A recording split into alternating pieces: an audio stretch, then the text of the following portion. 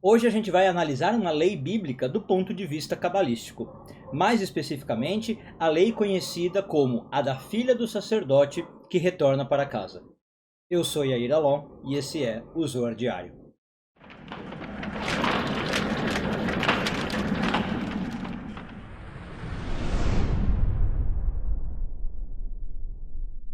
Essa semana começamos a ler a porção de Vaikra, hoje focando nos parágrafos 91 e 92 do Zoar, oitavo ano de leitura. Bem, o Zoar está analisando uma lei, que como eu falei, chama a lei da filha do sacerdote que volta para casa, que aparece em Levítico 22:13.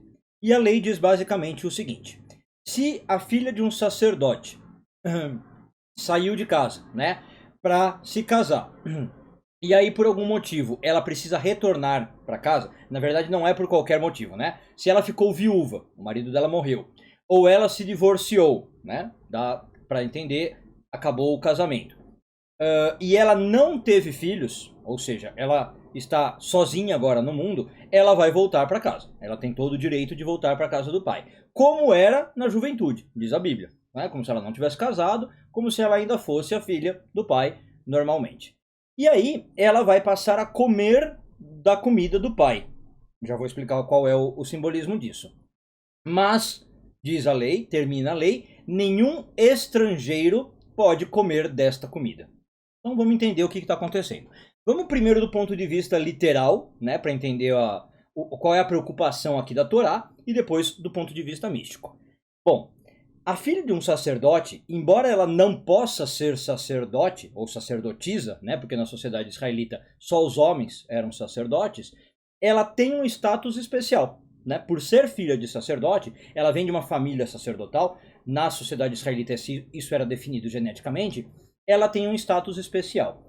E como tal, né, aliás o livro de Vaikra, o livro de Levítico é sobre isso, ela tem direitos especiais. Por exemplo, a comer certas comidas que outras pessoas não comem. São as comidas dos sacrifícios que os israelitas iam fazer. Então, quando um israelita ia oferecer um sacrifício no tabernáculo, e mais tarde no templo de Israel, os sacerdotes podiam comer certas partes dos sacrifícios. E a filha do sacerdote também, entendeu? Mesmo ela não sendo sacerdotisa, mesmo ela não atuando diretamente ali no tabernáculo. Então, a Bíblia está falando desse caso, né? Se a mulher casou, tá? E aí ela pode casar com qualquer pessoa, ela não precisa casar com um sacerdote, tá? Vamos supor que ela casou com um cara que é levita. Vamos supor que ela casou com um cara que é Israel, um israelita comum. E aí deu errado o casamento, como eu falei, ou o marido morreu. Ela volta para a casa do pai e ela não perdeu o status de sacerdote. É com isso que a Bíblia está preocupada. Por isso que a Bíblia fala, ela continua comendo a comida do pai. Essa é a preocupação do Levítico. Tá? Ela tem direito a comer dessa comida especial. Tá bom? Agora, por que a lei termina dizendo nenhum estrangeiro pode comer? Porque justamente essa comida é especial, como eu falei. É uma comida para sacerdotes. Então, outras pessoas não têm direito a essa comida. Familiares, por exemplo, do marido dela que morreu, né, ou se ela divorciou, não tem direito a falar assim, ah, mas a sua filha era casada com meu filho, agora eu posso comer dessa comida. A sogra, por exemplo, não pode falar isso. Né? Os membros da família do noivo não falam, não têm direito a essa comida. Esta mulher, por ter voltado a casa, pode, mas os outros não. Deu para entender o literal, né? Bom, agora, o que o Zohar vai entender disso? Qual é o simbolismo espiritual? A filha do sacerdote, pessoal, tem aí duas interpretações, mas eu vou focar numa específica. Qualquer buscador espiritual. Essa é a filha do sacerdote, né? É a pessoa que está buscando alguma verdade espiritual. Tá?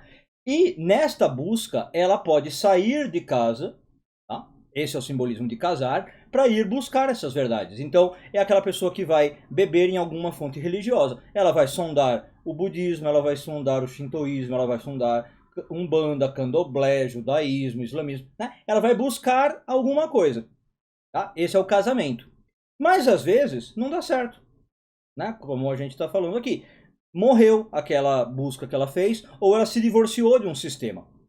E ela percebeu que o melhor é voltar para a origem dela. Né? Do sistema que ela já veio, para a casa do pai dela, que já é sacerdote. Tá? Então essa é a opção, a interpretação geral.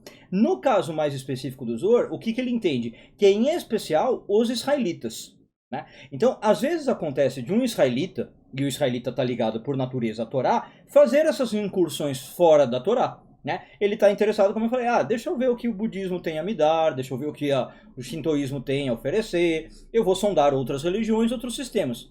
Às vezes ele gosta, tudo bem, passa um tempo lá, às vezes até o fim da vida, né? Passa por um processo de conversão, digamos assim, e às vezes não. Às vezes ele percebe, olha, não me achei, não me encontrei, eu quero voltar para as minhas raízes israelitas. O que isso significa? Ele tem todo o direito de voltar. Mas é mais do que isso. A lei interpretada do sentido bíblico é o seguinte: o sacerdote, diz o Zohar, representa o próprio Deus. A pessoa que está ligada ao sacerdote, ela está ligada a Deus, e não importa onde ela foi buscar, mais cedo ou mais tarde ela volta. É isso que o Zohar está querendo dizer. Então, o Zohar está falando de casos em que pessoas, por algum motivo, nasceram conectadas com a Torá, tá? E eu não estou falando de judeus, pessoal, tá? Eu estou falando de qualquer pessoa que, por algum motivo, teve uma conexão com a Torá, e em algum momento, por algum motivo também, foi buscar algo fora da Torá. O Zohar está dizendo que mais cedo ou mais tarde isso não dura. É normal que a pessoa volte. É muito comum, e eu vejo isso muito na minha prática do dia a dia, de pessoas que têm um amor pela Torá enorme, né, sem serem judias, como eu falei, e quando elas me contam, elas falam, nossa, Rabino, eu já passei por tanta coisa, já estudei tanta coisa, mas eu só me encontro na Torá. Essas pessoas são exatamente as filhas do sacerdote. O Zohar dá aqui a entender, nesse parágrafo ele não fala exatamente disso, mas ele dá a entender, que muito provavelmente o que aconteceu com essas pessoas, inclusive a gente pode pôr a questão da reencarnação na história. Muito provavelmente essas pessoas, em outras vidas, sim, já foram do povo de Israel de fato, e nesta encarnação, por algum motivo, elas nasceram em outro povo, né? Nasceram com outra roupagem, vamos chamar assim, em outra cultura, em outra religião. Mas elas têm ainda, como resquício na alma, como lembrança da alma, um amor muito grande pela Torá. E elas têm muita vontade de se aproximar. Geralmente isso é para Kabbalah indício disso que nós estamos falando, que ela já foi do povo de Israel, né? E ela acaba querendo voltar. Então, tá entendendo? Essa é a questão da filha do sacerdote. E aí como é que você entende a parte da comida? Então, o Zohar vai falar assim, quando essa pessoa quer voltar e quer, né, porque não deu certo o casamento dela, o pai tem que recebê-la. Essa é a lei do Levítico. O pai é obrigado a alimentar essa pessoa, essa filha, né, e nutri-la e sustentá-la. Ele não pode falar assim, agora porque você foi buscar em outros lugares, você não é mais sacerdote, né, você não é mais sacerdotisa. Agora eu te desgarro, você é uma filha ingrata. O Zohar fala, não existe isso. Então, basicamente, o que o Zohar está falando assim, para quem verdadeiramente está buscando, a gente não deve fechar a porta. Se uma pessoa está aparecendo e falando assim, olha, eu sei que eu estava buscando em outros lugares, mas o meu lugar é aqui, na casa do sacerdote, onde eu encontro a Torá, eu tenho que te alimentar. Tá? E mais do que isso, não é porque eu estou alimentando a esta pessoa que vai buscar, que eu tenho que necessariamente alimentar todo mundo. É a fonte de Levítico, o final de Levítico que fala, esta comida é especial para estas pessoas, e não vai para os estrangeiros, como diz o Levítico. É uma comida para quem tem esta afiliação, esta afinidade, esse gosto pela Torá. Né? Não quer dizer que eu preciso sair ensinando Torá para todo mundo. É um ponto que eu sempre falo, né, nas minhas aulas de Kabbalah. Quer dizer que o mundo inteiro precisa seguir a Torá, que a Torá é a única verdade? Não, vocês já me ouviram falar disso aqui no Zohar Diário. Né? A visão do Zohar é basicamente a seguinte, a Torá é para quem vem buscá-la e para quem sente uma necessidade de estudá-la e sente alguma conexão. Mas não quer dizer que eu preciso enfiar a Torá goela abaixo dos outros e falar, olha, essa é a comida sagrada, vocês têm que comer dessa comida e é só ela que nutre. Não, o Zohar está reconhecendo que existem estrangeiros, e tudo bem. Né? Tem gente que vai achar a sua comida, a sua nutrição em outros lugares, e vai achar. Não é um jeito metafórico ou irônico de falar. Existem outras doutrinas que vão nutrir as pessoas.